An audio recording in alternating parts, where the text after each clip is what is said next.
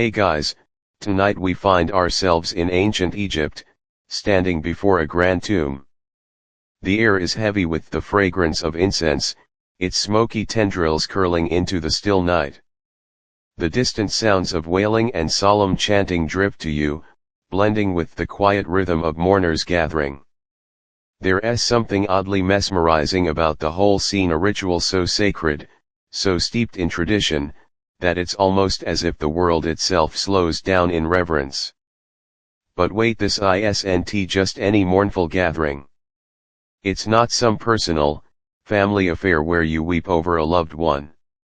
No, this is a professional mourner at work. You, in fact, are that very mourner. Your job is to bring grief to life in the most elaborate and vivid way possible. In ancient Egypt, mourning wasn't just about feeling sorrow, it was about showing it and showing it big.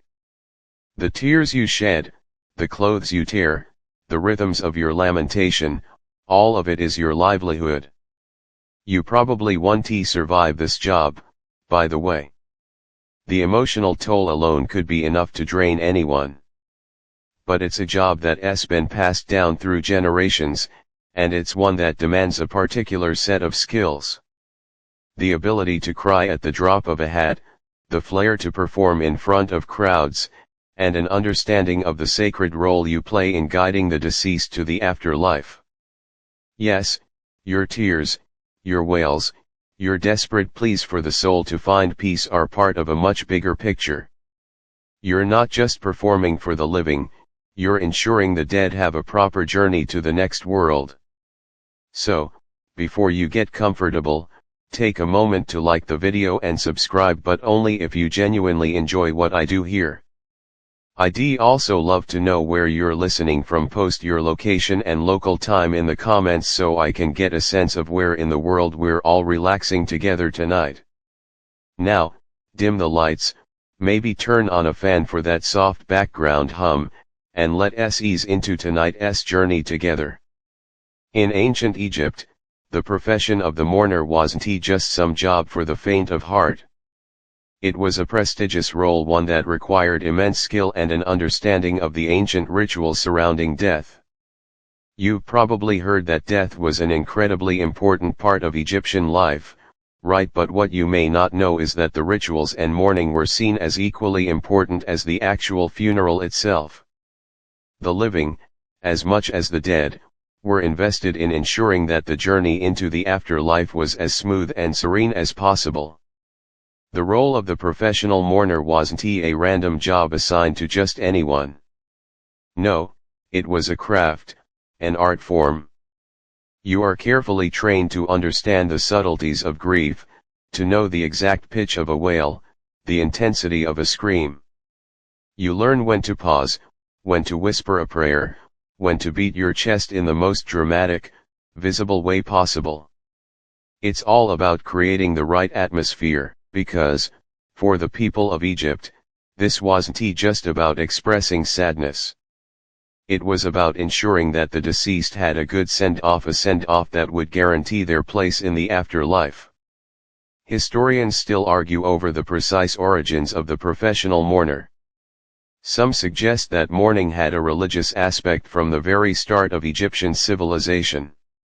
Others claim it was a societal development, born out of the increasing complexity of funerary rituals as Egypt's culture evolved. What we do know is that mourning became such an important part of Egyptian life that entire guilds and professional mourners classes emerged to fill this role. As you stand there, in the flickering light of torch fires, dressed in the traditional garb of a mourner, you understand that this is no mere job. It's a calling. You know how important your presence is, not just for the bereaved family but for the community. You're not just an employee, you are, in a sense, a necessary part of the fabric of Egyptian society.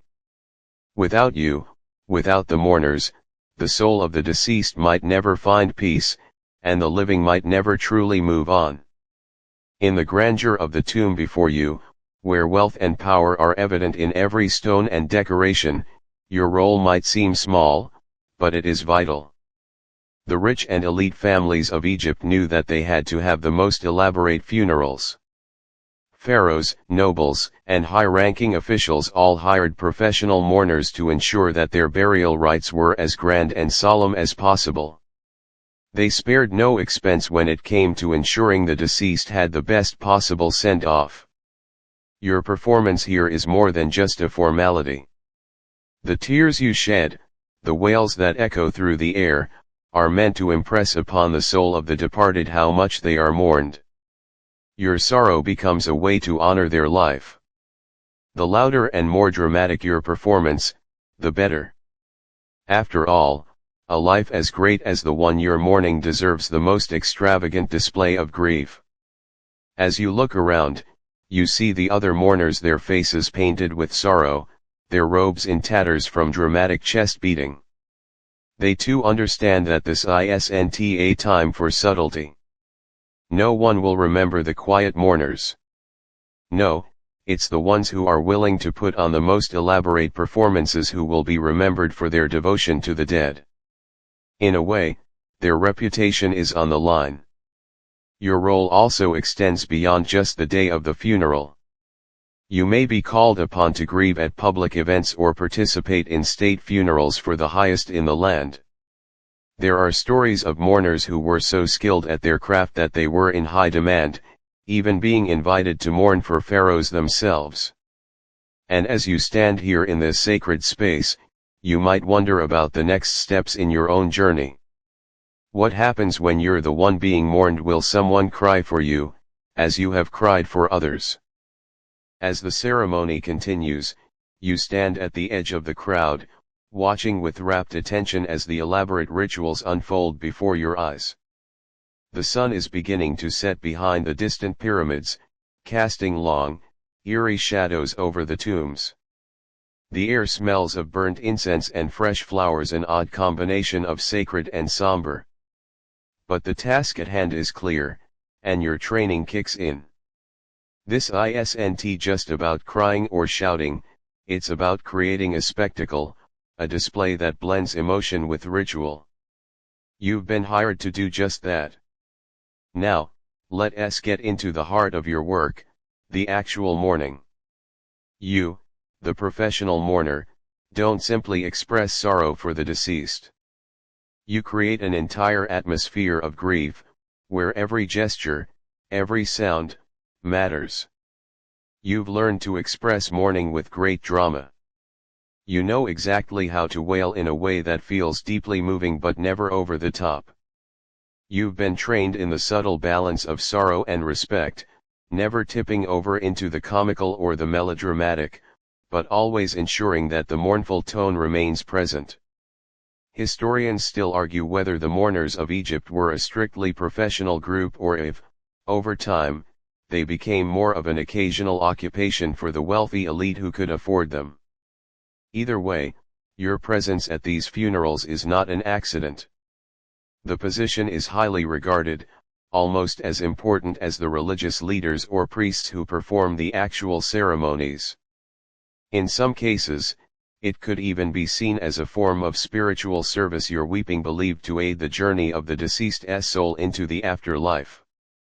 Your wailing is not random, nor is it just a reaction to personal grief. You know that mourning serves both the living and the dead.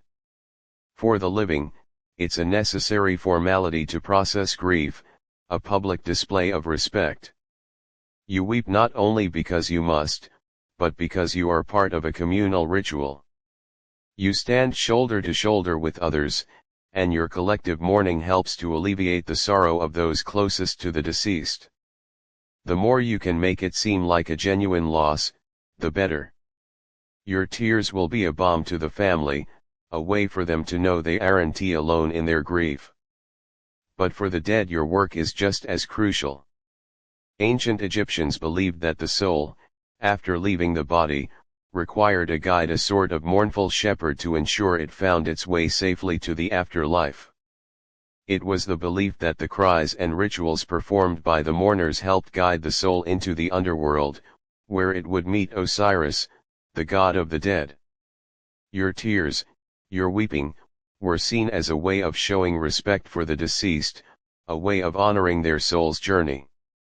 So while the family you're working for might not believe in the afterlife as strongly as you, they certainly see the importance of these rituals in ensuring that the deceased's soul is taken care of.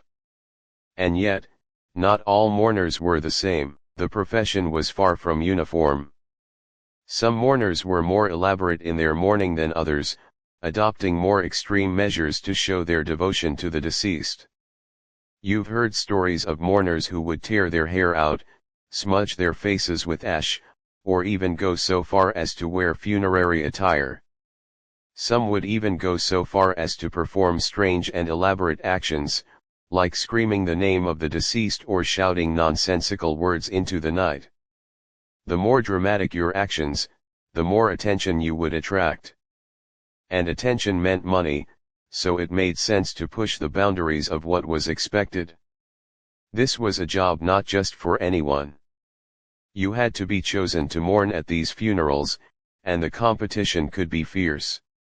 Even though this was a profession that could be passed down through families, a truly talented mourner was sought after by the wealthiest families in Egypt. Some of them were even considered celebrities in their own right, garnering the same respect as priests or other religious figures. As you participate in these funerals, you begin to notice the differences in the level of mourning depending on the status of the deceased. Funerals for the elite were grand affairs, with large processions and elaborate rituals. The wealthier the family, the more extravagant the mourning would be. It wasn't unusual to see mourners dressed in fine robes, carrying incense burners, or even wearing ceremonial jewelry.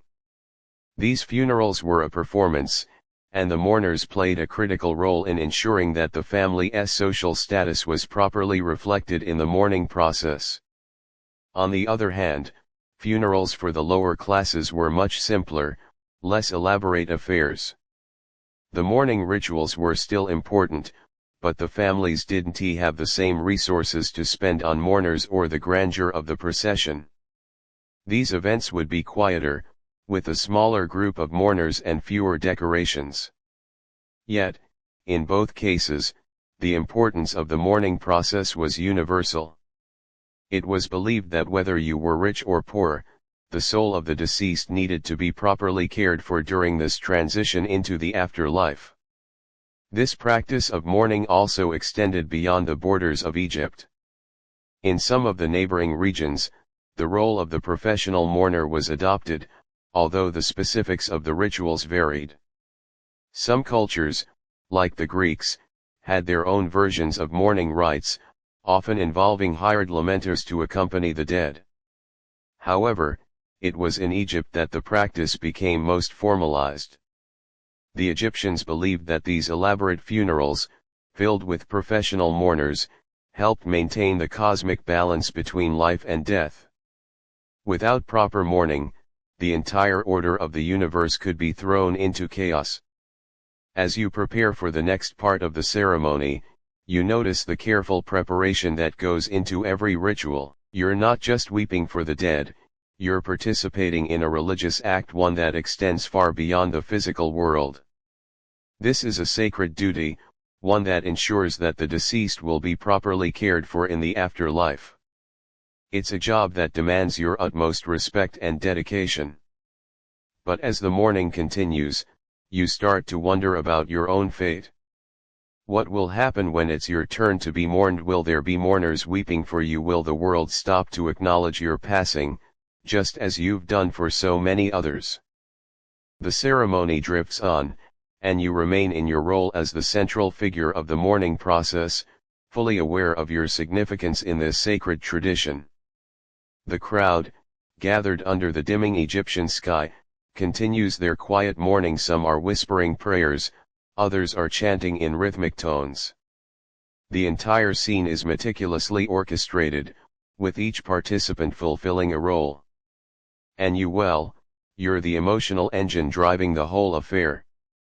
Your crying, your wailing, your ability to invoke tears in others is what keeps the spirits of the living connected to the world of the dead. You might be wondering, though, about the impact of your performance. Does your work actually help guide the deceased to the afterlife? The Egyptians certainly believed so. The act of mourning wasn't just for show, it had a spiritual significance. When you tear your clothes, when you wail loudly, when you weep for the deceased, it was believed that your grief helped the soul of the deceased navigate the treacherous journey to the afterlife. In fact, it was thought that without this intense, ritualistic mourning, the soul might get lost or even suffer, unable to find its way through the underworld. So, while you may be performing for the living, your actions were, in the Egyptians' eyes, deeply connected to the well-being of the departed. Historians still debate whether this was a practice exclusive to Egypt or if other ancient civilizations had their own professional mourners as well. Some argue that mourning professionals were common across the ancient world, from Mesopotamia to the Roman Empire. However, Egypt certainly had the most elaborate and formalized systems in place. Whether it was a royal funeral or a commoner's tomb, mourners played an integral role in ensuring the transition of the deceased into the afterlife. As you continue your role, it's important to note that not all mourners were equally revered.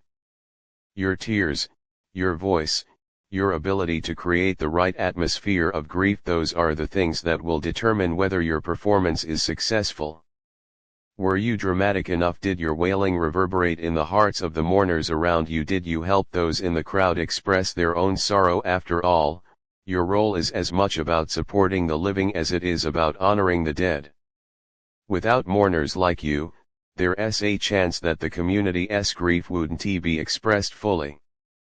And if that grief wasn't fully realized, well, who knows what might happen to the deceased's soul? There might be an imbalance, a disruption to the cosmic order.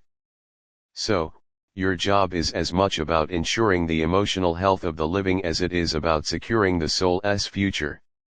You've been hired for a high-profile burial, so the stakes are particularly high tonight. This isn't just any ordinary funeral, it's for a noble, a person of status, someone who had a major role in the Egyptian social and political structure. The weight of the funeral is felt by everyone involved. People look to you, the mourner, to help them process their grief. But even more so, they look to you to provide the proper level of gravitas for the occasion. A noble death deserves nothing less than the most theatrical, most profound mourning possible. The ancient Egyptians were deeply connected to their gods, and the afterlife wasn't just a vague notion, it was a well-defined journey. The deceased would travel through the underworld, passing through various trials and meeting gods along the way, ultimately seeking to reunite with Osiris, the god of the afterlife. Your role as a mourner was part of this greater cosmic drama. Your tears were seen as essential to making the journey smoother for the deceased. That's why you see yourself as not just a performer but as a spiritual guide, helping the soul transition from the world of the living to the world of the dead. While you stand there, wailing for the deceased, you begin to think of the profound significance of this role. You're helping not just the deceased, but also the community. Mourning together, sharing in this collective grief, strengthens the bonds between the living.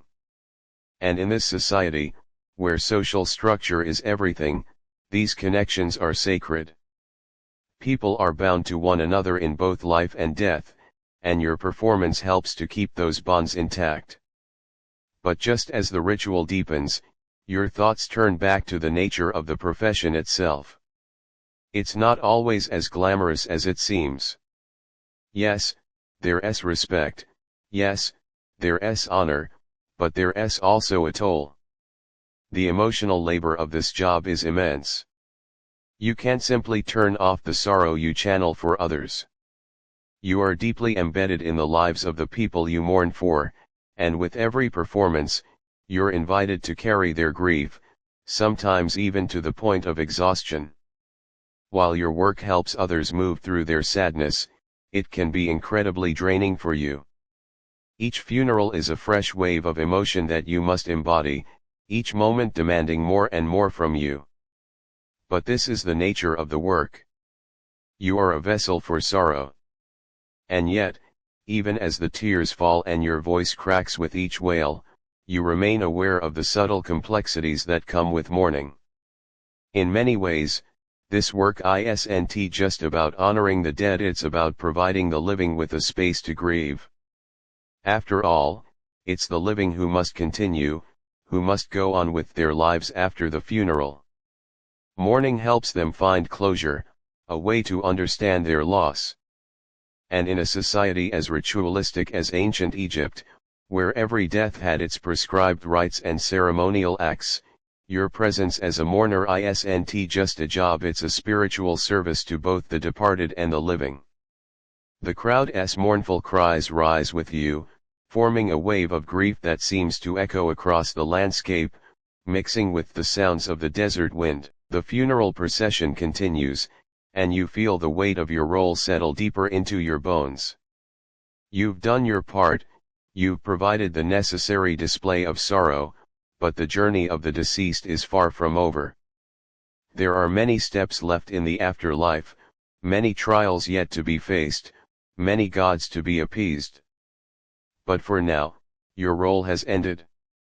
Or has it? You realize, as the ceremony progresses, that this work, this ancient profession of the mourner goes on, even long after the funeral ends. For the soul of the deceased to truly rest, your grief must have been meaningful. It must have helped the soul on its journey. As the wind continues to blow and the final rites are performed, you realize that this, in the end, is your true legacy. The night carries on, with only the flickering torches illuminating the dim, somber crowd gathered around the tomb. The air is thick with the scent of incense, as priests chant prayers in low, rhythmic tones, invoking the protection of the gods for the deceased's soul. You stand quietly at the back, observing the other mourners who've joined in the ritual.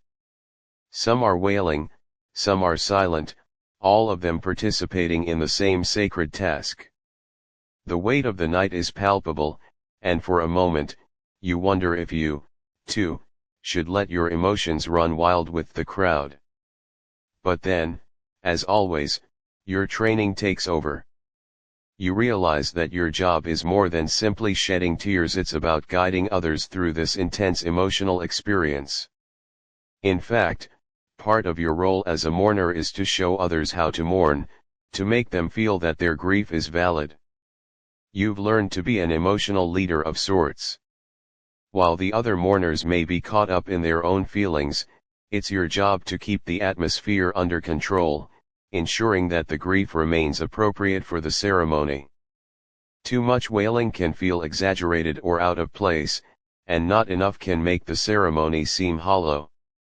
You, the professional mourner, are the perfect balance between sorrow and restraint. It's interesting to think about how mourning, this emotional outpouring of grief, was considered an essential part of the spiritual world. Egyptian society was built on a complex religious framework, with gods and rituals guiding every aspect of life. The journey of the soul into the afterlife, for example, wasn't simply a private experience, it was a community event.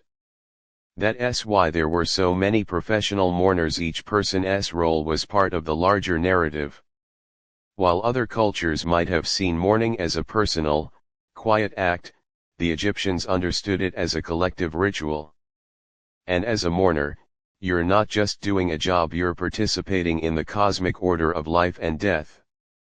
This might sound a bit intense for some of us, but for the Egyptians, it was just reality. Their belief system around the afterlife was nothing short of elaborate. The dead weren't just buried and forgotten, they were thought to embark on an arduous journey through the underworld, where they'd face many challenges. Your wailing wasn't just for show, it was part of a divine blueprint to help guide the soul through those trials and eventually to Osiris, the god who would weigh their heart and decide their fate. In fact, the Egyptians believed that, much like life, death was full of hurdles and challenges that the soul had to overcome. One of those challenges was a literal and metaphorical journey through the underworld, often referred to as the Duat. The Duat was a complex realm, filled with dangers, gods, and creatures that could threaten the soul's passage. So the work of a mourner like you wasn't just about emotional release, it was about providing the necessary spiritual support to ensure the soul would reach its final destination. What's particularly fascinating about the role of mourners in ancient Egypt is how ritualized everything was. For instance, professional mourners were highly trained in their craft. Not everyone could do it. It wasn't just about crying loudly or writhing in anguish, it was about understanding the deeper religious and social implications of the mourning process. You've been trained to act with reverence, with a deep understanding of the ancient beliefs that guide the ritual. You know that your every gesture is part of something much bigger than yourself, that you are part of a sacred system that ensures the soul's safe journey. Interestingly, your training didn't end with learning how to wail or scream. It also involved a variety of performance skills. Mourners in ancient Egypt would often chant specific songs, recite prayers, or perform ritualistic dances. Some mourners were even expected to wear certain costumes or makeup to embody particular aspects of grief. The more skilled the mourner, the more elaborate the performance. And that's where the real artistry came in, knowing how to invoke the right kind of grief at just the right time, balancing sadness and solemnity, creating an atmosphere that was emotionally rich without being overdone. Historians still debate whether mourners ever had their own written scripts or guidelines, but it's likely that their training was a combination of oral tradition and cultural expectation. The tools of mourning, sound, gesture, expression, were handed down through generations. These weren't just learned behaviors, they were woven into the fabric of the society, where every funeral was an opportunity to perform, to connect, to do something both personal and communal. As the ceremony continues, you start to consider the broader cultural context of this profession. It's clear that mourning in Egypt wasn't just an emotional reaction, it was an essential part of maintaining social harmony. Just as life required structure and order, so too did death. The mourners ensured that the afterlife journey was undertaken properly, that the emotional balance of the community was maintained. In fact, the role of a mourner was so important that it was sometimes passed down through generations, with families of mourners finding work in high-profile funerals. It wasn't just a way to make a living, it was a calling, a position of spiritual responsibility. On a more personal note, you reflect on the lifestyle that this job demands. The hours are long, the emotional toll can be heavy, but the respect you garner is undeniable. Mourners like you were seen as an integral part of Egyptian society.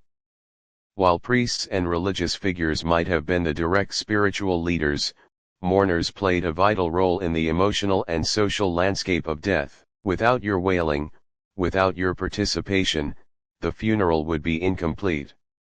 This might not be a glamorous job, but it is certainly an important one. And so, as the night wears on and the ceremony draws to a close, you realize something profound. Mourning, in this sense, isn't just about saying goodbye, it's about creating a ritualized space where grief can be shared and processed. It's about ensuring that the soul of the deceased is cared for, that the living can move forward in peace, and that the cosmic order remains intact. You've played your part well. Now, as the crowd disperses, you, the professional mourner, silently slip away into the night, knowing that another soul has been properly guided on its journey. As the funeral winds down and the last mourners drift away into the night, you're left standing in the stillness of the desert air. The procession has ended, but your job isn't quite finished yet. As a professional mourner, you know that your role is more than just the public display of grief, it's a part of a much longer, more intricate process that stretches far beyond the tomb. You stand there, absorbing the quiet, There's a strange sense of calm that comes after the emotional intensity of the ceremony. The mourners have all but disappeared, and only the soft whispers of the wind are left to fill the silence. The once bustling scene now feels distant and unreal, like you've just woken from a dream. Yet, you know that your work is not confined to the hours of the funeral. Mourning doesn't stop when the ceremony ends. For the Egyptians, mourning was a process that could take days, weeks, or even longer. The social importance of your profession starts to sink in. Your role doesn't just end with the final wail. You're part of an ongoing, social ritual that transcends the immediate event. In the days following the funeral, there will likely be additional rituals, more prayers, and quiet gatherings in the family home, all designed to honor the dead. The mourners who join in these events will rely on your continued presence and guidance. Without your emotional expertise, these follow-up rituals would lack the authenticity and power that the Egyptians believed was necessary to guide the deceased through the afterlife. In ancient Egypt, death was a continuous, almost never-ending cycle. It wasn't just a single event, it was part of the cosmic rhythm of life. The deceased's soul wasn't immediately at peace. It had to be carefully shepherded through various stages of the afterlife. And this is where your expertise continues to shine. You, the professional mourner, are not only there for the ceremonial wails, you're there to ensure that the process doesn't lose its emotional intensity. Mourning is a prolonged act, one that extends far beyond the grave. You walk away from the tomb now, reflecting on the peculiar reality of your profession. It's clear that your work isn't just a job, it's an integral part of Egyptian life. Mourning, after all, isn't a private affair, it's a communal one. Your wailing, your emotional involvement, it's a public service, helping others process grief. But the emotional labor is immense.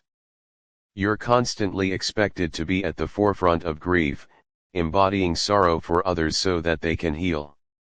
It's no wonder that professional mourners were so highly valued in Egyptian society. Without you, the social fabric would unravel.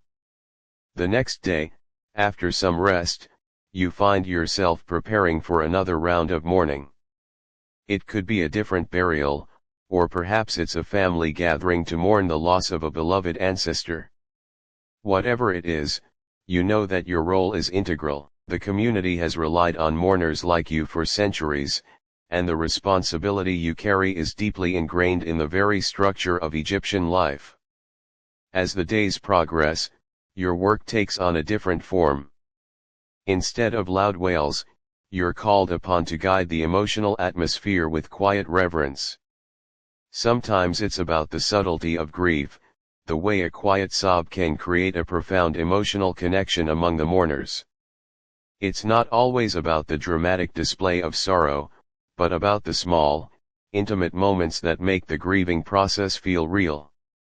Historians still argue whether professional mourners ever had specific techniques they employed to trigger grief in others. Was there a special chant, a prayer, or even a song that mourners like you knew would elicit deep sorrow in others? It's likely that you've learned a variety of methods, subtle tools to guide the grieving process. It's not just about being loud, it's about knowing how to use your voice, your body language, and your presence to create an environment where people can truly process their emotions. Your ability to connect with others emotionally is something that sets you apart from ordinary mourners. You know how to adjust the tone of your mourning to match the collective mood. Sometimes, the ritual demands loud, dramatic displays of grief, but at other times, it's about creating a soft, somber ambience, allowing the mourners to weep privately, in their own time. Understanding when to push the grieving process forward, and when to allow it to unfold naturally, is what makes your performance so vital. And in a society like ancient Egypt, where ritual was everything, your skills didn't just help the mourners, they helped the society as a whole. The Egyptians believed that maintaining the balance between life and death, between the living and the dead, was a key part of their cosmic order. You, the professional mourner, ensured that this balance was maintained. If you had failed to express grief correctly, if you hadn't been there to properly guide the process, the very stability of the universe could have been threatened. While other cultures may have seen mourning as something individual or private, Egypt viewed it as an essential communal duty. You might not have had the same cultural understanding of grief as we do today, but in the ancient world, mourning was a performance, a way of honoring the deceased and guiding their soul. The very idea of a job like yours, with its deep emotional labor and spiritual responsibility, might seem strange to us now. But in ancient Egypt, it was seen as one of the most respected roles, a crucial element in ensuring that life and death remained in harmony. As you settle into your role, you begin to think about the legacy of mourning. This ancient profession has been practiced for thousands of years, yet even today, we still see echoes of its influence in many cultures. Funerals, rituals of grief, and public mourning continue to be significant in societies around the world. And in some ways, your ancient role still exists today. Perhaps not as a full-time job, but the idea of helping others express grief, of guiding the process of mourning, is still relevant. But for now, you return to the tomb, ready to perform your role again. You know that you are part of something much larger than yourself, something deeply embedded in the cultural fabric of Egypt. The wailing, the sorrow, it's all for the soul of the departed. It's not just about honoring them, it's about ensuring their passage through the afterlife. And for you, that's the most important part of all. The sun is just beginning to rise over the horizon, casting long shadows on the stone walls of the tombs as you prepare for yet another funeral. The air is cooler now, the night's heat slowly giving way to the soft warmth of morning. You feel a sense of calm wash over you as you gather your things. Even though the work is emotionally taxing, there's something deeply meditative about it, the rhythmic chants, the emotional release, the sense of duty. As you walk to the tomb, you start to reflect on the evolution of your role. This wasn't a job that had simply been handed to you, it was a calling, passed down through generations of families who had served in this sacred role. The profession of mourning wasn't just about performing a task, it was about keeping the balance between the living and the dead. The rituals and ceremonies that you participated in were meant to ensure that the soul of the deceased would safely reach the afterlife, a process that could take days or even weeks. Your thoughts are interrupted by the sound of footsteps behind you. Another mourner is approaching, her footsteps heavy but steady, carrying with her a small bundle of offerings for the deceased. She's a seasoned professional, like you. You nod in recognition as she draws near, and she gives a soft smile in return, though there's a sadness in her eyes that only those in your line of work truly understand. You're here for the burial of a said, aren't you? She asks softly, her voice low, respectful. You nod again. Yes. Her family expects the mourning to last several days. She sighs. Another long one. You know the family insists on elaborate rituals, lots of wailing and chanting. It will be emotionally exhausting, but it's what the gods demand. You both share a quiet laugh. It's not that you don't take your work seriously, far from it. But sometimes, the sheer length of the ceremonies can feel like an endless drain. The ritual of wailing and emotional expression seems simple on the surface, but there's a surprising amount of preparation involved. Each aspect of the mourning has a purpose, the wails themselves, the rhythmic chants, the exact positioning of the mourners around the tomb. You know that if even one thing is out of place, it could disrupt the balance of the ritual. And, perhaps more importantly, it could hinder the deceased from reaching their final resting place. As you arrive at the tomb, the first rays of sunlight begin to glimmer over the ancient stone. The site is already busy with activity. Priests, family members, and other mourners are preparing for the ceremony. There is a subtle sense of urgency in the air, as though the world is holding its breath, waiting for the ritual to begin. While most people are simply here to pay their respects, you know that your role is far more than just standing in the crowd. You're there to lead, to guide, to make sure the emotional tone of the ceremony aligns with the necessary spiritual components. You don't just mourn for the deceased, you're there to hold space for others to grieve, to ensure that the mourning is deep and true. What's especially fascinating is that professional mourners weren't simply hired for funerals, they were also an important part of society's larger religious structure. Mourners like you would often be called upon during times of national crisis, when the death of a pharaoh or a prominent figure required a massive, coordinated mourning event. In those moments, your role could extend far beyond the individual and become a public performance meant to heal a grieving nation. The emotions of the people had to be managed on a grand scale. You were not just mourning one person, you were mourning the very fabric of Egypt itself. As you take your place at the front of the gathering, you observe the various rituals taking place around you. The family members of the deceased are offering flowers and fruits at the tomb, while the priests begin their chants, invoking the gods and calling on the protection of the afterlife. The entire ceremony is designed to reassure the living that the deceased will be properly guided into the realm of Osiris. You realize that your role as a mourner isn't just about emotional performance, it's also about cultural preservation. These rituals have been practiced for centuries, passed down from one generation to the next. And you, along with your fellow mourners, are the ones who ensure that these sacred traditions remain intact. Your job, in a sense, is to keep history alive, to honor the dead and the living alike through the very act of mourning. Historians often debate the exact origins of the professional mourner in Egypt.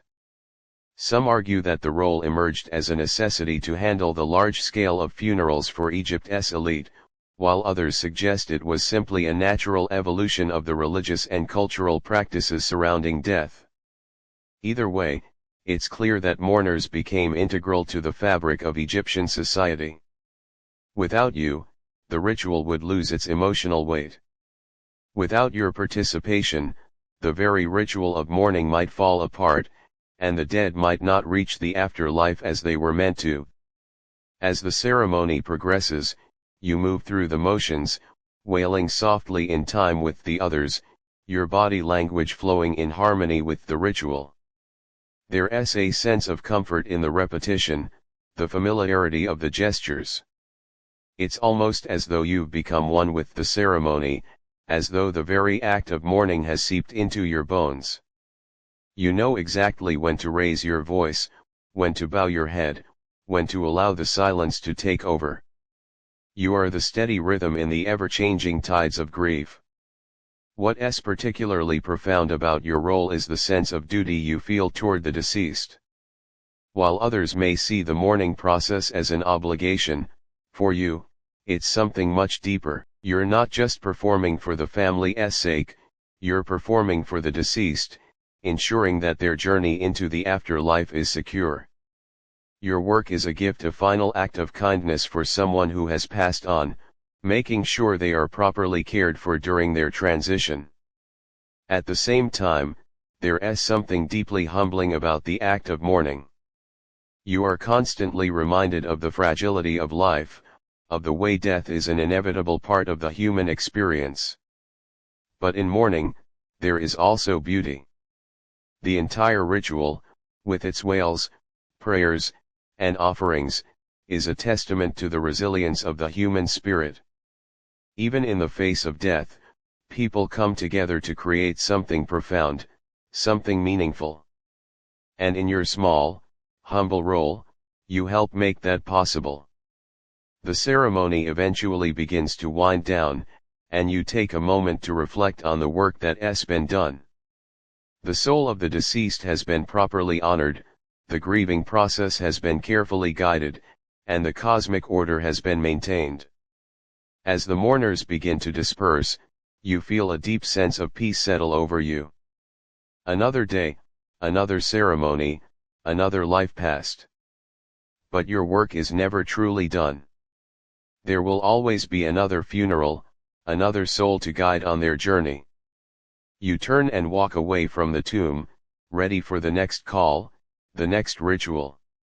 The sacred rhythm of mourning continues, as it always has, and you remain a small but crucial part of it. The day has come to a close, and you're finally able to take a brief moment for yourself. The soft hum of the evening desert wind is calming, as if the world is slowing down, preparing for the nighttime rituals of rest. Your body aches from the long hours of emotional labor, but there's a certain satisfaction in the quiet exhaustion that settles in after such a demanding day. You sit on a rock, wiping your brow, letting the stillness of the desert night soak into you. Being a professional mourner is never a job that gets easier with time, it becomes a part of you, an emotional muscle that you must constantly exercise. Every ritual, every mourning period, requires your full attention, and yet, it's not just about performing for others, there's something deeply personal about it as well. The act of mourning connects you not only to the dead but to the living as well. The people you've mourned for, the families you've helped, have all become a part of you, even if just for a short time. As you sit there, you recall the conversations you've had with fellow mourners. You've all shared similar experiences, found comfort in the routine of it all, but you also know that there's something uniquely isolating about this job. There are few who truly understand the kind of emotional toll it takes, and those who do often find themselves in the same profession, passing down knowledge in whispered conversations in the dim light of the tombs. Historians still debate the role of the professional mourner in Egypt. Some claim that mourners were seen as an essential part of the community, while others suggest they were simply employed for their ability to create a dramatic effect at funerals. One thing is certain, though, your role as a mourner is indispensable in the eyes of your society. The intensity and passion of your performances offer a bridge between the living and the dead. In the eyes of the mourners, you provide a focal point for grief, a touchstone for the emotions that need to be released. It's interesting, isn't it, the way a single person can be so central to the emotional release of an entire community. In many ways, the role of the professional mourner is akin to that of a modern-day therapist, guiding people through their sorrow, giving them a channel through which they can express feelings that might otherwise go unspoken. It's a heavy responsibility, but it's also one that allows you to witness the deepest parts of human nature. You see the raw, vulnerable sides of people that no one else gets to witness. And yet, despite the intimacy of it all, there's a certain professional detachment you've had to develop over time. You can't afford to let the sorrow of the deceased take too much of your own energy. You have to give just enough, no more, no less. The quiet of the desert is soon broken by the faint sound of footsteps, and you turn to find another mourner approaching. She's a young woman, someone who's only recently started in the profession, and she's looking to you for guidance. She approaches you hesitantly, her eyes a little wide with uncertainty. "You've been doing this for so long," she says softly. "Do you ever get used to it?" You smile gently, the experience of years playing a comforting role. "No," you say. "You never really get used to it. But you learn to live with it. It becomes a part of you, like the sand beneath your feet." She nods, absorbing your words. "I'm still figuring it all out. Sometimes, I feel like I'm not doing enough. Like I'm just mimicking the others." You place a hand on her shoulder, offering reassurance. "It's a process. You'll get there. Just remember mourning isn't about mimicking others. It's about connecting to the people you're mourning for. Your emotions are just as important as anyone else's, don't ever forget that. She smiles, a little more confident now, and turns to walk off into the gathering dusk. You watch her go, the soft glow of the setting sun casting her shadow long across the sand. You can't help but feel a sense of pride. There's something sacred about teaching others the craft, passing on the knowledge you've accumulated over the years. Mourning is not just a job, it's a living tradition, one that connects generations. As the night deepens, you begin to make your way back to your small dwelling, reflecting on the day's events. The physical exhaustion is almost overwhelming, but it's the emotional weight that lingers longer. The night is quiet, save for the sounds of distant animals and the occasional rustle of wind through the palm trees. There's a stillness that you've come to appreciate, a calm after the storm of grief. It's in these quiet moments that you can feel the sacredness of your work. But even as you settle into the stillness, your mind is already drifting forward. Tomorrow, there will be another funeral. Another chance to help guide someone's soul into the afterlife, another opportunity to connect with the living in their grief.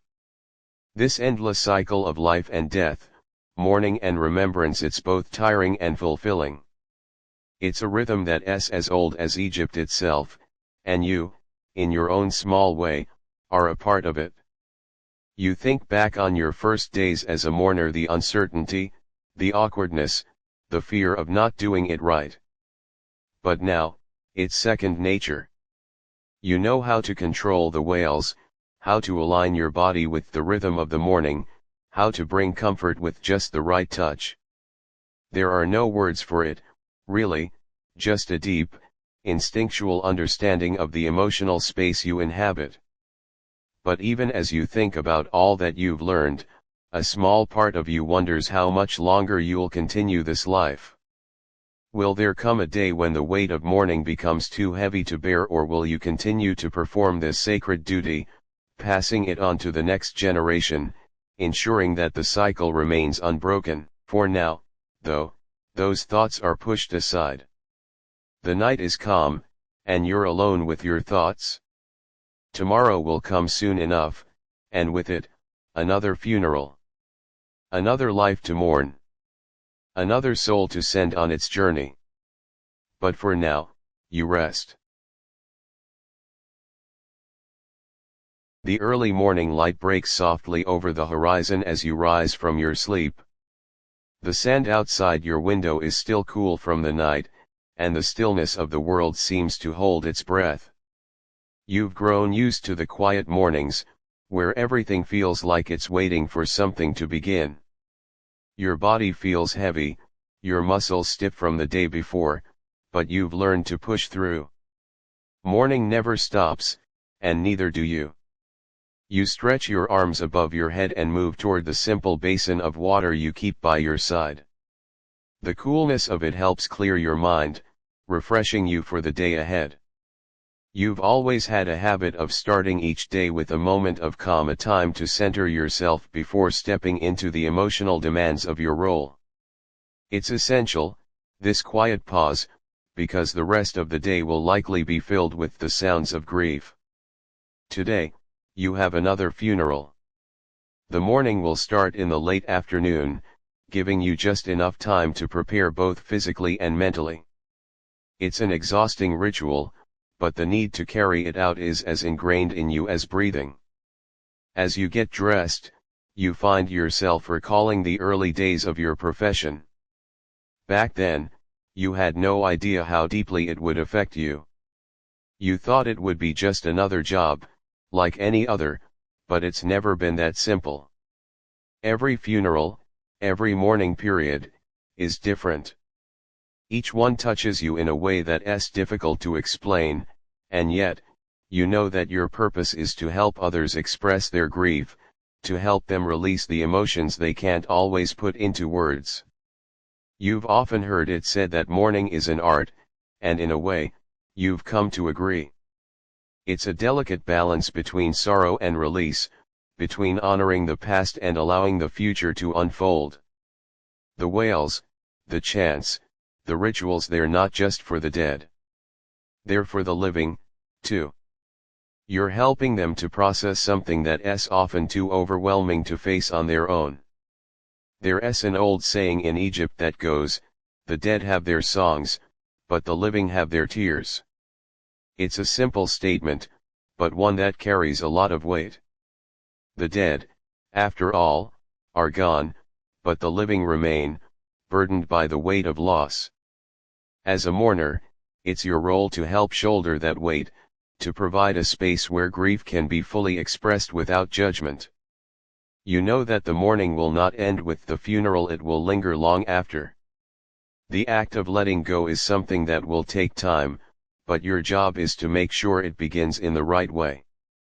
As you walk to the tomb where today's service will be held, you notice how the landscape around you has changed. The world seems quieter than usual, as though it, too, is in mourning.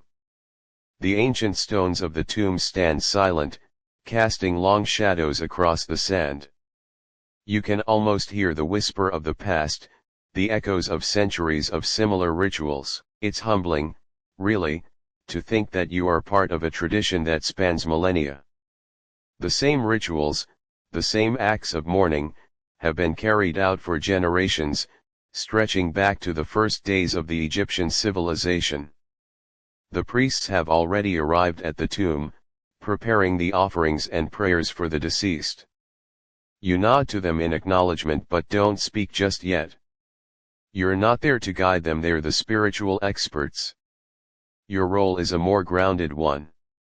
You help the family members of the deceased prepare themselves for the ceremony, and you lead the other mourners in their emotional release. Today's ritual will be long, with many different steps, and you can already feel the weight of it pressing on your chest. As you gather the other mourners, you offer them a few quiet words of reassurance. They are all seasoned professionals like you, but there's something about the atmosphere of a funeral that always seems to amplify the emotions.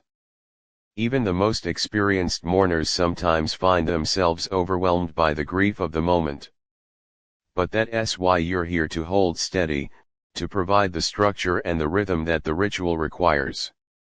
The family arrives, their faces etched with sorrow. You can see the pain in their eyes, but you can also sense their relief that the mourning will soon begin. For many, the act of mourning is a cathartic release, a way to process the sadness that might otherwise feel suffocating. You step forward, taking your position at the front of the tomb. It's time to begin. Historians still argue whether the role of the professional mourner was ever a formal position in ancient Egypt or whether it simply evolved as a societal necessity.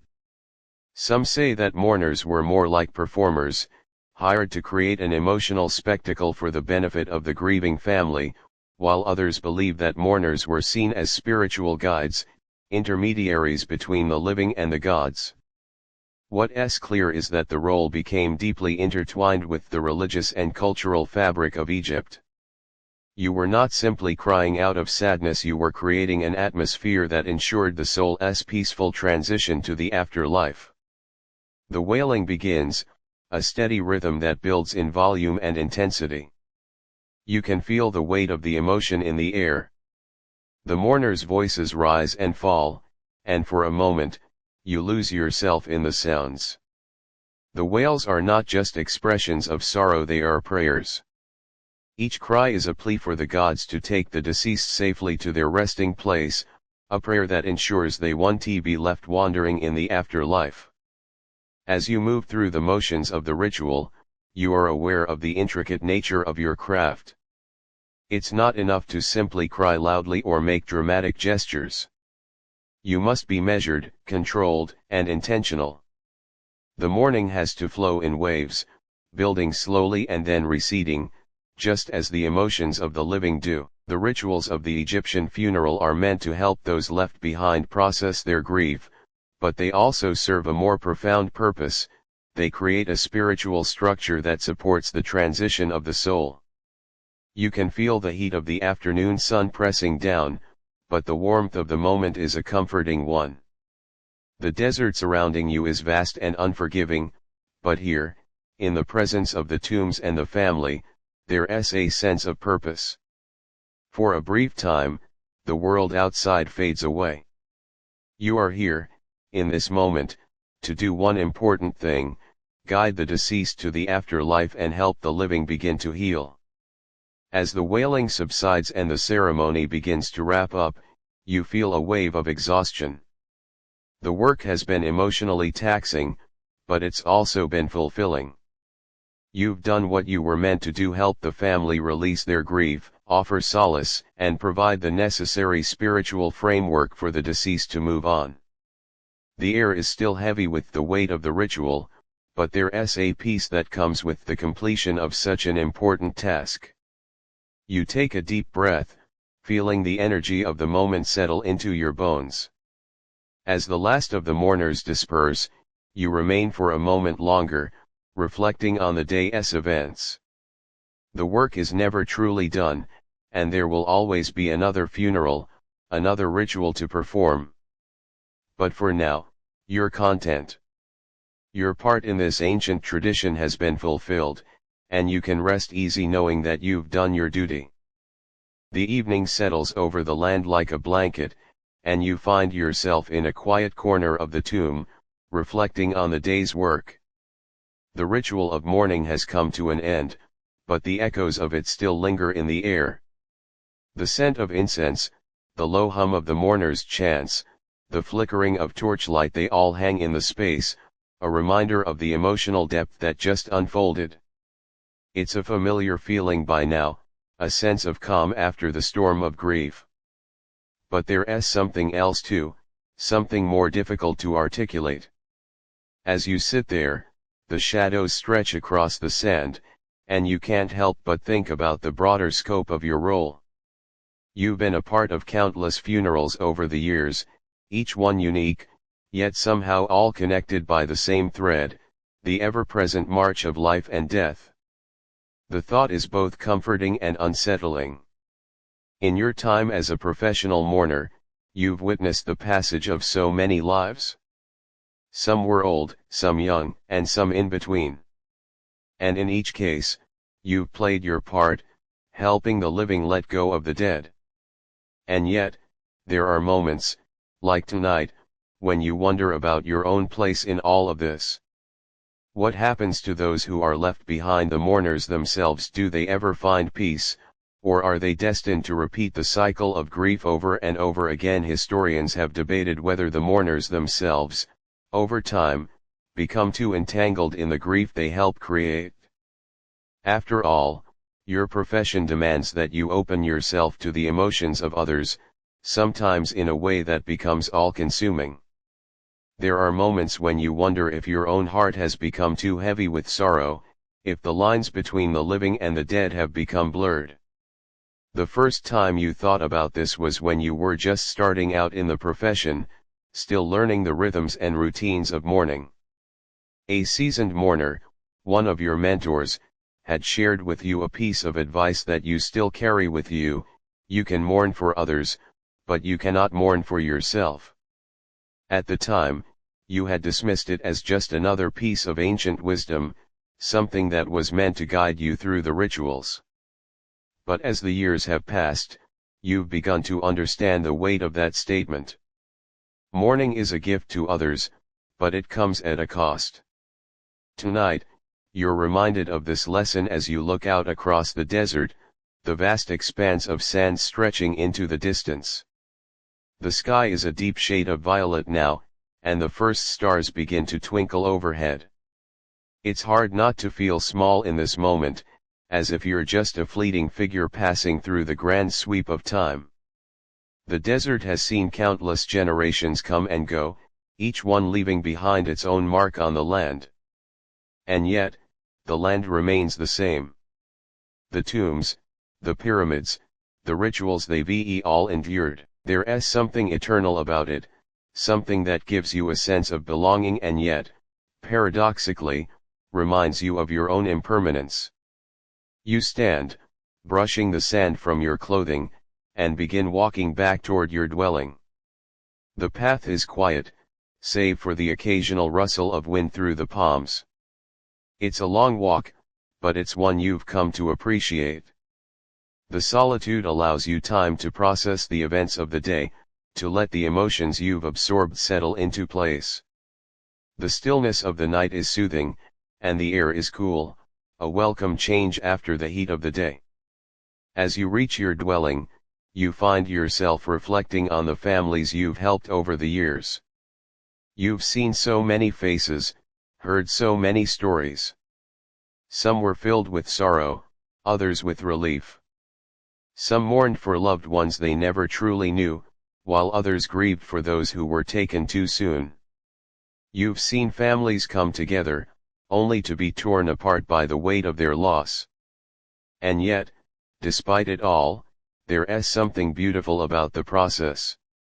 In every funeral, there's a moment of clarity, a moment when the grief shifts, when the tears begin to subside and the healing begins.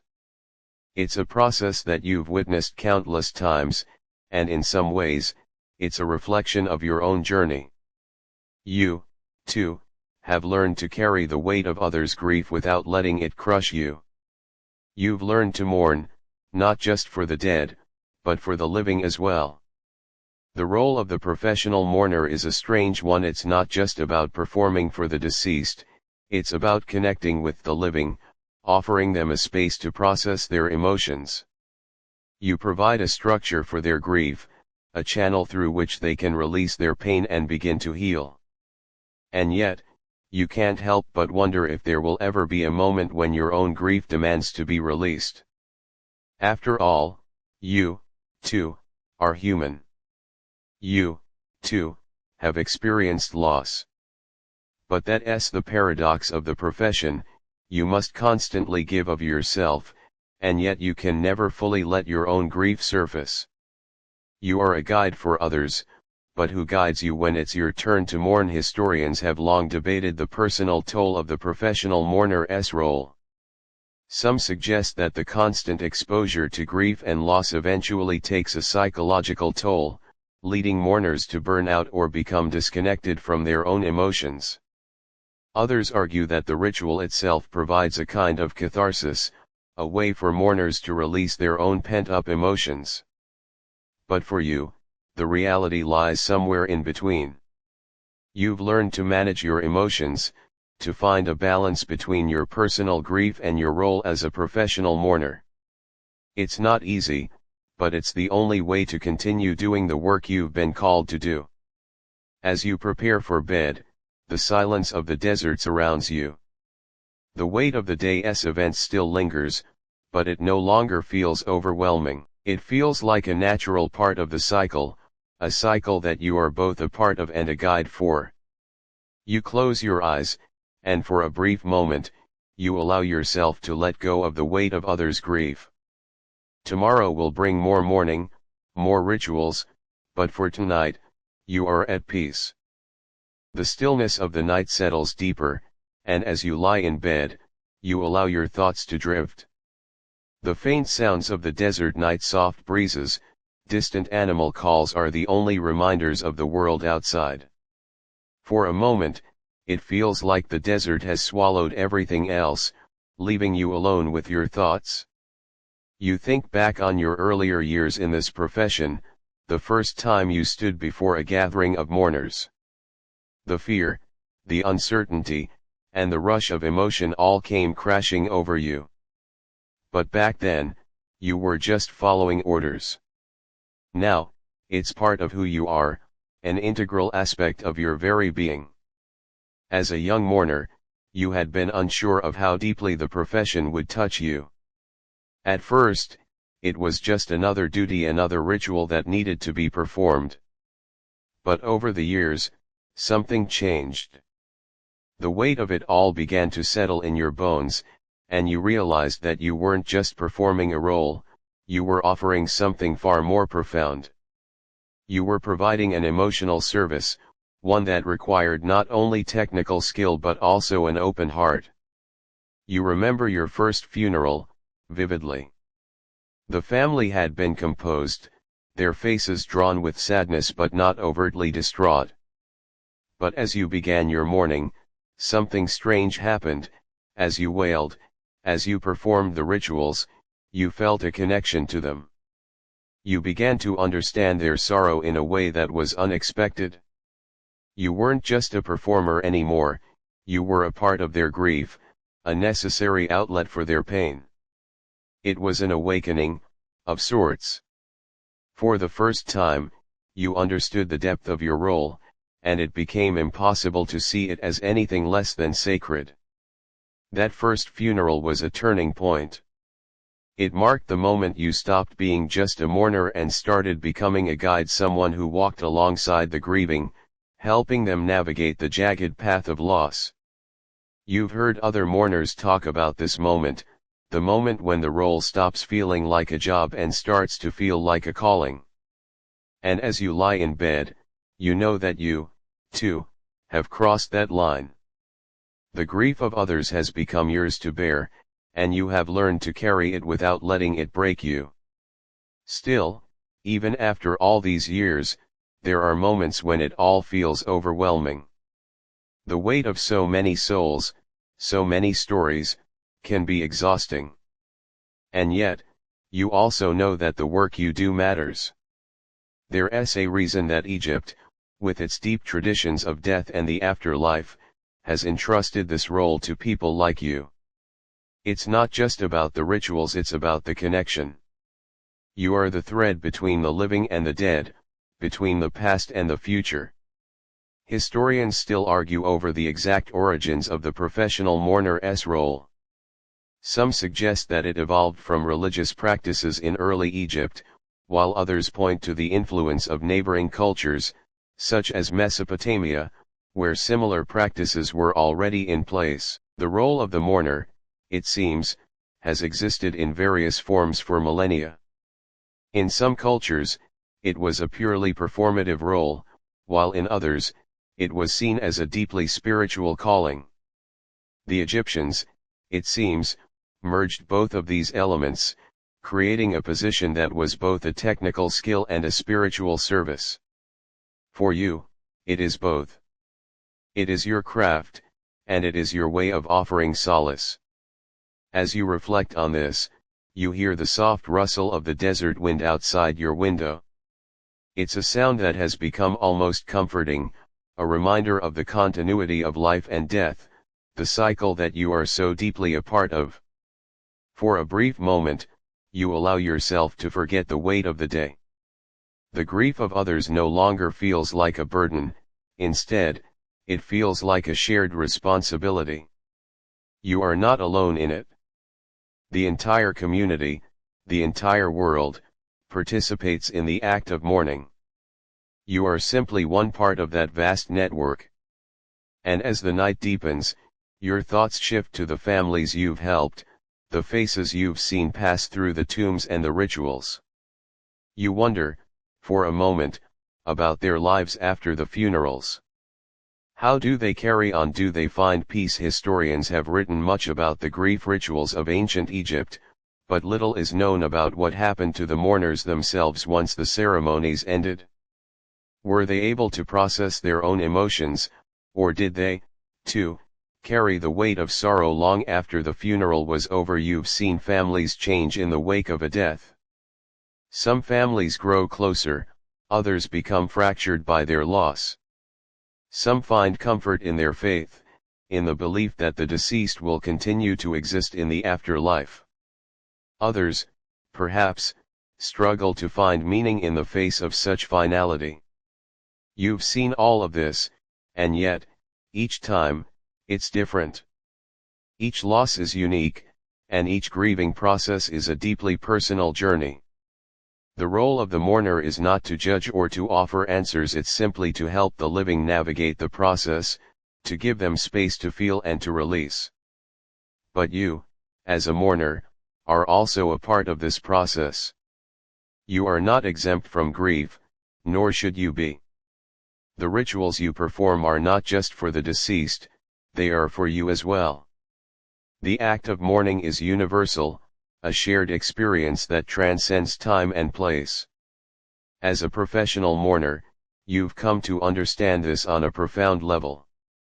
Your work is both a gift and a burden, and it's a burden you willingly bear. It's the price you pay for being a guide in the realm of grief. As you drift off to sleep, the desert outside is quiet.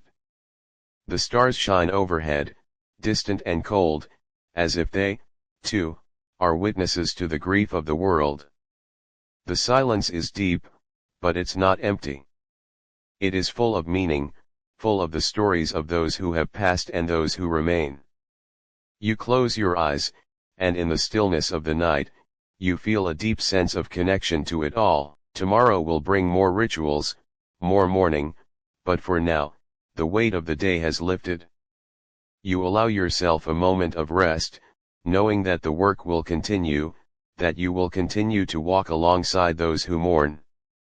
And as you drift into sleep, you know that you are exactly where you're meant to be. The early morning light peeks through the small window, and you slowly awaken, the weight of the night's reflection still lingering in the quiet space around you. You stretch, the muscles in your arms and legs pulling gently as you rise from your bed. The sounds of the desert begin to filter in the soft whisper of wind over sand, the faint chirping of birds, and the distant sound of the river flowing. The start of another day, another opportunity to fulfill your role as a professional mourner. There's a rhythm to these days, a flow that you've come to know intimately over the years. It's both comforting and demanding. But you've accepted it, just as you've accepted the role you play in the lives of the living and the dead. You begin your morning routine, preparing for the day ahead. The rituals of your life as a mourner are simple, but they are important. You wash your face in the cool water of a nearby stream, the refreshing chill of it waking you up fully. There is something peaceful about this, about the quiet moments before the chaos of the day takes over. In these early hours, the world feels suspended, as if it's holding its breath before the morning begins again.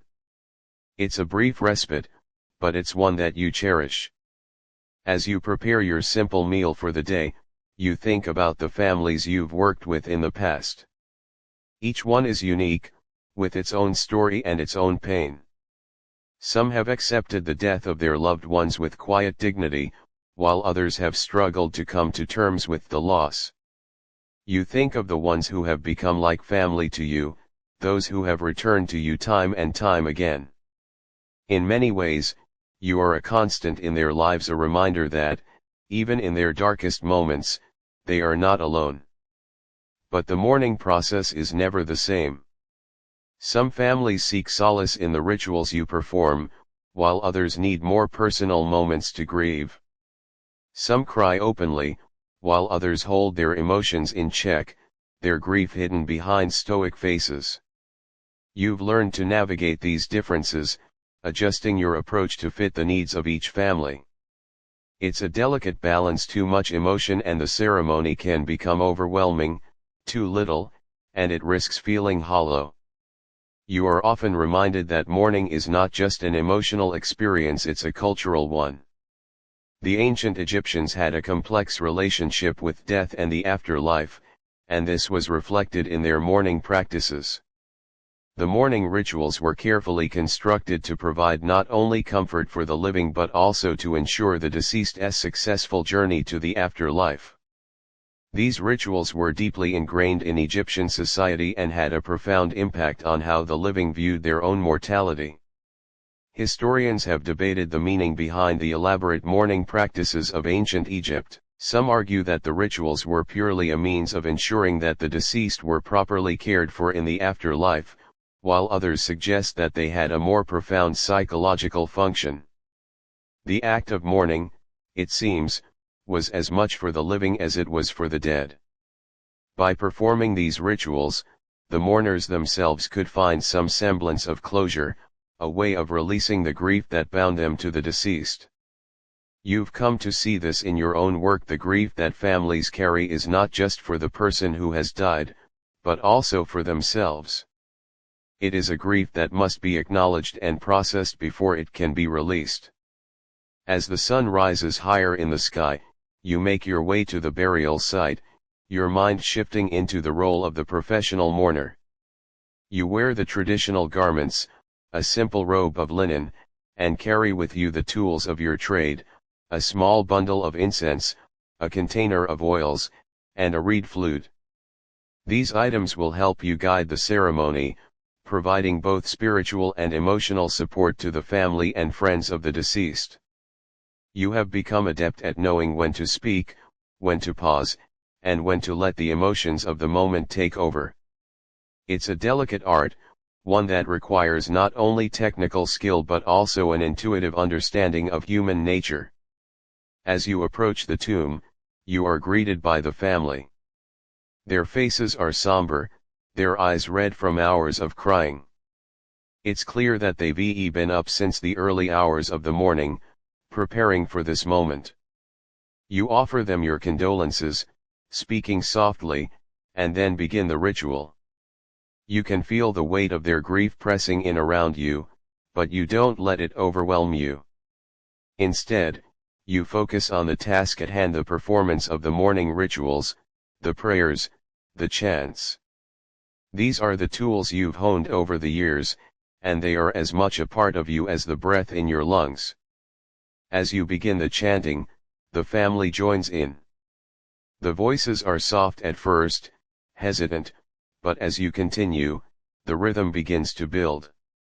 There is a strange power in this collective mourning, a sense that the group is all moving together, through the pain and towards some form of resolution. The mourners are not alone in their grief, and they take comfort in this shared experience. You guide them through the ritual, offering both structure and space, allowing their emotions to flow freely but within the bounds of tradition. It's a slow process, one that takes time. The mourners cry, then are quiet, then cry again. But gradually, the tension begins to ease. The air feels less heavy, and you sense the beginnings of release. The ritual, in its own way, is working. The grief is being acknowledged, not buried, and this is the first step towards healing. Historians have long praised the emotional intelligence of ancient Egyptian mourning rituals, the careful choreography of grief, the performance of rites designed not just for the dead but for the living, is often seen as an early form of therapeutic release. There is an artistry to it, a deliberate crafting of an emotional space that allows the living to process their sorrow. As a professional mourner, you've come to appreciate the complexity of these rituals, not just as a performer, but as someone who participates in the collective mourning. As the ceremony draws to a close, you feel a sense of quiet satisfaction. The family, though still grieving, seems lighter somehow. Their shoulders are less tense, their faces less drawn. They have taken the first steps in their journey of grief, and you have helped guide them. You make your final offerings at the tomb, paying your respects to the deceased, and then slowly, quietly, you begin to leave. The mourners are left to their own devices now, their grief processed in their own way. You walk back toward the village, the heat of the day starting to settle in, but you're calm. It's a quiet kind of peace, the knowledge that you've fulfilled your role for the day. Tomorrow, you'll do it all again, and the cycle will continue. But for now, you allow yourself a moment of quiet reflection. The afternoon stretches before you like the endless desert, the sun casting long shadows across the landscape. The village is calm today, the usual buzz of activity subdued as people prepare for the evening rituals.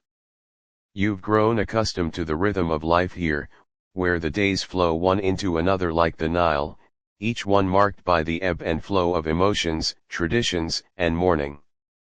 It's a strange life, in many ways, a life in service to grief. But, as strange as it might seem to someone from the outside, it's a life that has brought you a deep understanding of the human experience. As you walk through the village, you think back to the first funeral you ever attended. It wasn't a grand affair by any means, just a simple ceremony for a family member who had passed unexpectedly. You were young, and the concept of death was still something abstract, something that happened to other people. But as you stood there, watching the mourners gather and participate in the rituals, you realized how much you didn't understand. It wasn't just about the sadness or the grief, it was about the ritual, the meaning behind the actions. The way the body was prepared, the incense that was burned, the prayers that were recited, each element was part of a much larger process, a way of guiding the deceased to the afterlife and, in turn, helping the living to find some measure of peace. You didn't know it then, but that moment was a turning point. You hadn't yet joined the ranks of the professional mourners, but you felt the pull of something much larger than yourself. It was as if the weight of history itself had settled onto your shoulders, and you knew that you were meant to play a role in this great tradition. What began as a passing curiosity quickly became a calling, a realization that you, too, could help guide people through the most difficult moments of their lives. Historians often speculate on the origins of professional mourners in ancient Egypt. Some believe the practice grew out of early religious rituals, where priests would perform mourning rites for the deceased to ensure a safe passage to the afterlife. Others argue that it was an early form of social support, providing not only a way to mourn the dead but also to help those left behind cope with their grief. Either way, there's no doubt that the practice has deep roots in Egyptian culture. It was a necessary part of the mourning process, and it was just as important as the ritual surrounding the burial itself. As a professional mourner, you've come to understand the sacred nature of your work. You are, in many ways, an intermediary between the living and the dead, a bridge that connects the two realms. And though the work can be exhausting, it is also deeply rewarding. As you make your way to the central square, the village elder greets you with a quiet nod. She's a woman of few words, but there's a kindness in her eyes that you've come to rely on. Over the years, you've formed a bond with her, a bond that transcends words. She understands the weight of your work, the emotional toll it takes. She, too, has seen the cycles of grief and loss that pass through the village, and she knows how important it is to provide support, not just for the families of the deceased, but for those who perform the mourning. You've done good work today, she says, her voice soft but filled with meaning. You nod in acknowledgement. There's no need for further words. The gratitude is mutual. After the brief exchange, you make your way to the small building where you and the other mourners gather after ceremonies. The room is quiet, a sanctuary of sorts. It's a place to rest, reflect, and prepare for the next task at hand. You sit by yourself for a while, allowing your thoughts to drift. It's a rare moment of peace, and you savor it. The others will join you soon, but for now, the silence is all you need. As you rest, you think about the families you've served over the years. They each leave an imprint on you, a mark that stays long after the rituals are done. Some families are easier to serve than others, but all of them are necessary in their own way. It's not just the formal mourning that matters, it's the emotional support that comes with it. There's a reason why professional mourners are so highly valued in Egyptian society. You are more than just a performer, you are a guide, a confidant, and a protector. You help the families navigate the murky waters of grief, showing them that it's okay to mourn, to feel sorrow, to cry. And, most importantly, you show them that they are not alone. As the sun begins to dip lower in the sky, signaling the approach of evening, you feel the familiar pull of your responsibilities. It's time to prepare for the next funeral. The rituals must be observed, the mourning must continue. You gather your tools, the incense, the oils, the reed flute, and begin the mental preparations for the ceremony. You've done this countless times before, but each time is different. Each family is unique, and each ceremony requires its own personal touch. You never know what emotions will surface, what moments will unfold during the rituals. That's part of the beauty of this work. It's never quite the same, never predictable. But you also know that there is something deeply comforting about the consistency of your role. It is a role that has existed for thousands of years, one that has seen empires rise and fall, that has witnessed the birth and death of countless generations. And yet, despite the changing world around you, your role remains constant. It's a reminder that, in the end, we are all part of something much larger than ourselves, something that connects us across time and space. As you prepare for the evening's ceremony, you take a deep breath and gather your thoughts. You know what lies ahead: more grief, more sorrow, more rituals, but you are ready. It's what you do, and you do it with quiet dignity. Tomorrow, you will rise again to perform this sacred work, but for now, you allow yourself a moment of rest. You know that, when the time comes, you will once again walk the path of mourning, guiding the living as they say their final goodbyes. The night draws in, and the village is bathed in the soft glow of lantern light. The sounds of the day give way to the cool, steady hum of the evening. The rhythmic calls of the night birds punctuate the silence, and the breeze carries with it the faint scent of desert flowers. The air is cool now, the heat of the sun having receded, leaving only the stillness that accompanies the hour of rest. Yet, in this stillness, there is a sense of anticipation. Tonight, there is another funeral, a family mourning the loss of a beloved elder. The preparations are simple, but they are no less sacred. You've worked with this family before, and while their grief is deep, there is a sense of understanding between you and them.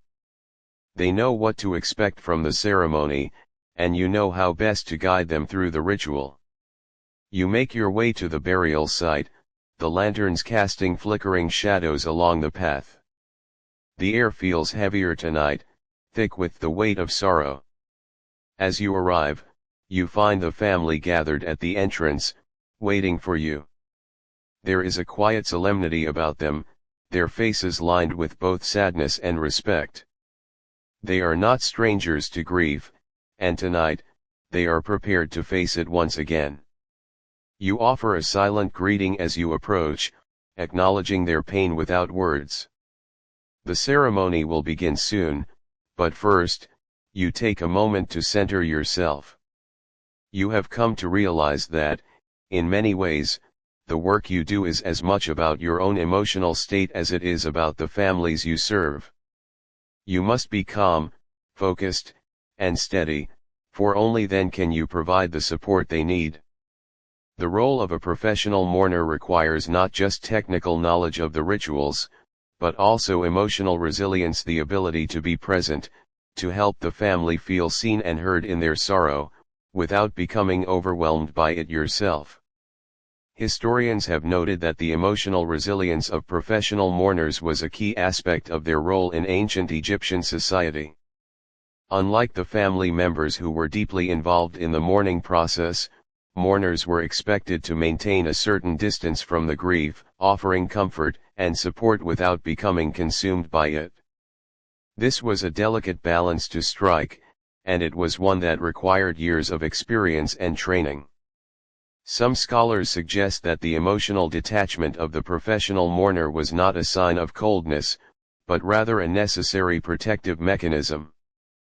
By maintaining a certain level of distance from the grief, mourners were able to continue their work without losing their emotional stability.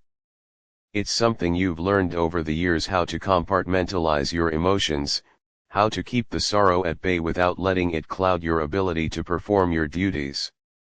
As you begin the ceremony, the family gathers around, their faces drawn with the weight of their loss. You lead them through the initial prayers, your voice steady and calm. The sound of your words fills the air, a soothing rhythm that helps to guide the mourners into the space of the ritual. You have done this so many times that it feels like second nature, but tonight there is something different in the air. It's as if the land itself is holding its breath, waiting for the ceremony to unfold. The family members join in, their voices soft at first but growing stronger as the ritual progresses. The chanting fills the night air, a powerful sound that reverberates through the desert. It is a sound that has been heard for centuries, echoing through the tombs of the pharaohs and the homes of the common people alike. It is a sound that connects the living and the dead, that bridges the gap between this world and the next. You can feel the weight of the moment settling over you. There is a deep reverence in the air, a sense that something sacred is happening. The family's grief is palpable, and yet there is also a sense of release, a quiet letting go. It is as though the ritual itself is taking on a life of its own, guiding the mourners through their sorrow and helping them to find peace. You watch as the family members, one by one, begin to shed their tears. Some cry quietly, others more openly, but all are united in this moment of shared grief. As the ceremony continues, you feel a sense of connection to the family, to the deceased, and to the land itself. You are part of something much larger than yourself, part of a tradition that stretches back thousands of years. The ancient Egyptians believed that the deceased had to be properly mourned in order to ensure a smooth journey to the afterlife, and as you lead the family through the rituals, you understand why. The act of mourning is not just for the dead, it is for the living, too. It is a way to release the pain, to acknowledge the loss, and to begin the process of healing. Historians have long debated the significance of mourning rituals in ancient Egypt. Some argue that the complex rituals were meant to ensure the deceased's passage into the afterlife, while others suggest that they served a more practical purpose, helping the living to deal with their grief in a structured, socially acceptable way. Regardless of the exact purpose, one thing is clear: the rituals were an essential part of Egyptian society, providing both spiritual and emotional support to those left behind. As the final prayers are offered, you feel the atmosphere shift. The tension in the air begins to dissipate, and there is a quiet sense of closure. The family has mourned, they have said their goodbyes, and they are ready to face the next chapter of their lives. It's a quiet moment, but it is one filled with profound meaning. You offer your final respects to the deceased, paying homage to the life that has passed, and then slowly, you begin to gather your belongings. The family lingers for a moment longer, exchanging quiet words of comfort before slowly dispersing. The night is still, the air cool and calm, and you take a deep breath, allowing yourself a moment of reflection. The work of the day is done, and once again, you've fulfilled your role as a mourner. It's a job that doesn't end, not really. Tomorrow, another family will need your help, and you will rise again to offer your support, your rituals, and your quiet presence. As you make your way back to the village, you are reminded of the fragile nature of life. Death, like the desert winds, is inevitable. But so too is mourning, an essential part of the human experience. It is a reminder that, no matter how much time passes, the need to grieve, to remember, and to honor the dead will never fade. The stars are beginning to take their places in the night sky as you walk back through the village, the ground beneath your feet cool with the desert's evening chill. The morning ritual is over, but the feelings it stirred linger in the air, wrapping around you like the soft tendrils of the night breeze. There is something comforting in the quiet after the storm of emotion has passed, an unspoken understanding that both the mourners and the mourned have been attended to, their grief acknowledged and shared in the sacredness of ritual. You make your way through the village's winding streets, the occasional lantern flickering as if in deep thought. The day's work is done, and yet, there's still something that stirs within you. A gentle pull, a question lingering in your mind: what happens now? What happens to the grief after the mourning has ended, after the rituals have been completed? You've heard many stories, over the years, of those who could not let go, of families whose mourning did not end with the ceremonies. Some stories are whispered at dusk, in hushed tones, speaking of people who continue to mourn for years, carrying their grief like a heavy cloak. You know those stories well. You've seen them unfold before you: families who struggle to move on, who cling to the past and cannot let the dead rest. But you also know that, for most, the mourning ritual serves its purpose. It provides the space for grief, the time to honor the dead and to begin the long journey toward healing. The rituals may not heal all wounds, but they make the process of grieving easier. And that, you've learned, is something sacred in itself. Not all wounds can be healed in a single ceremony, but the act of mourning performed with care, with respect, and with ritual gives those left behind the tools they need to move forward. Historians continue to explore the psychological and emotional benefits of mourning rituals in ancient Egypt. While the religious and spiritual significance of these rituals is well documented, scholars are still debating whether the Egyptians understood the therapeutic impact of their mourning practices on the psyche of the living. Some believe that the structured nature of the ceremonies allowed mourners to process their grief in a healthy way, while others suggest that these practices were more about ensuring the safe journey of the deceased rather than supporting the living. Regardless, what is certain is that these rituals provided a framework for coping with loss, something that helped sustain the emotional health of the community. As you walk, your thoughts drift back to the family you served earlier. You wonder how they will fare in the days ahead. Will they find peace in the rituals you guided them through, or will they, like so many others, find themselves caught in the web of unending grief, unable to release the pain of their loss? You can't know for sure. Grief is a deeply personal experience, and everyone handles it differently. Some will accept it and move on, while others may carry it with them for years. But for now, all you can do is offer your presence, your support, and your rituals. You are, after all, a professional mourner. It's what you do. You don't offer answers or guarantees, only the comforting certainty that the rituals have been performed, that the deceased has been properly honored, and that, in the eyes of the gods, the mourning has been completed. The rest is up to the living. By the time you return to your small dwelling, the village is quiet. Most of the houses are dark now, the families resting after a long day. You too are tired, but there's a certain peace that comes with the exhaustion of a day spent in service to others. It's a peaceful weariness, the kind that comes from doing something meaningful, something that connects you to a larger purpose. The work you do may be heavy, but it is also deeply fulfilling. You prepare yourself for sleep, a warm cup of tea in hand. The cool desert air seeps in through the cracks in your window, and you find yourself grateful for its refreshing touch. You have long since learned the importance of rest in your work. Mourning, grief, and ritual all require a certain mental and emotional energy, and that energy must be replenished. You let the warmth of the tea soothe you, the aroma of herbs and spices mingling with the desert air, and for a moment, you allow yourself to relax fully. You think again about the village elder's words from earlier. You've done good work today. It's a simple phrase, but it carries with it the weight of 1,000 unspoken words. In a place where so much is unspoken, the grief, the sorrow, the weight of history, those words are a reminder that you are not alone in your work. The village, the rituals, the families, they all depend on you, just as you depend on them.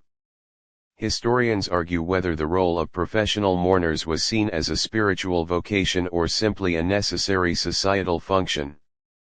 Some scholars posit that the mourners were viewed as intermediaries between the living and the divine, others argue that their value was more pragmatic. After all, no one would want to face the emotional burden of grief without the proper rituals to guide them through. Whatever the case, it's clear that your role is important, perhaps even more important than it seems at times. You are the one who holds the line between the living and the dead, between sorrow and healing.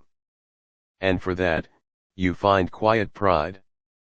As your eyelids grow heavy, your thoughts begin to slow.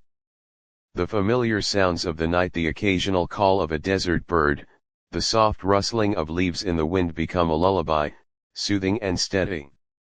You let go of the day's work, the memories of the family's grief, the weight of your responsibilities. You know tomorrow will bring more challenges, but for now, you close your eyes and slip into the stillness of sleep. As the desert night unfolds around you, the warmth of sleep embraces you gently, the weight of the day slipping away. Your dreams drift like sand on the wind, but they are not filled with the frantic whirl of thoughts and worries. Instead, they settle, as the night has done, into a peaceful quiet. You are still, and for a moment, there is nothing but the soft pulse of the universe, steady and constant. The sun rises slowly, its light creeping into your small dwelling. It's an early hour, still soft, still cool. The desert is silent, save for the occasional murmur of birds greeting the morning. You take a deep breath, the air fresh and clean, and for a moment, you allow yourself to simply be.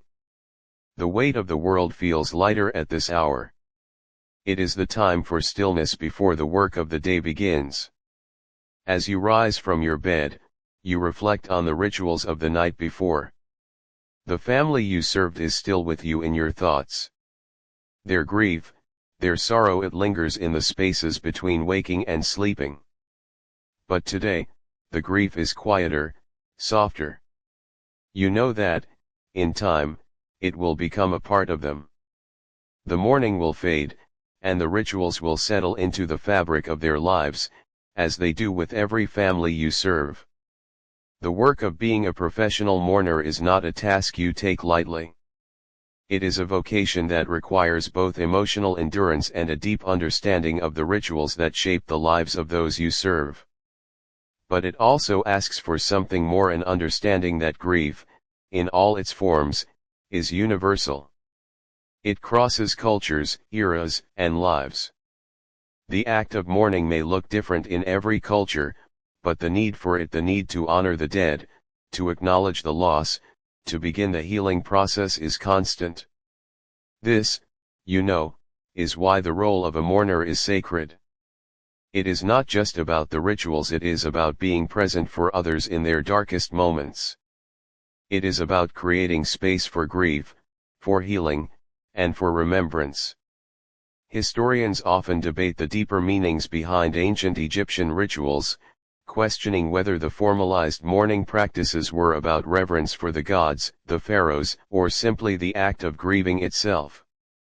Some suggest that the rituals served to ensure the deceased's safe passage into the afterlife, while others believe that the elaborate mourning ceremonies were also designed to help the living find solace in their loss. Either way, it's clear that ancient Egyptians understood the importance of mourning, and the role of mourners was critical in shaping the communal experience of grief. As you prepare for the day ahead, you think again about your work. The days will be long, the ceremonies will continue, and more families will need your guidance. There is no end to the grief you witness, but there is a strange peace in knowing that, for each family, you play a part in their healing. You provide the structure they need, the rituals they rely on, and the quiet presence that allows them to let go of their sorrow, if only for a time. You feel a quiet sense of pride as you go about your morning routine, preparing for the day's work.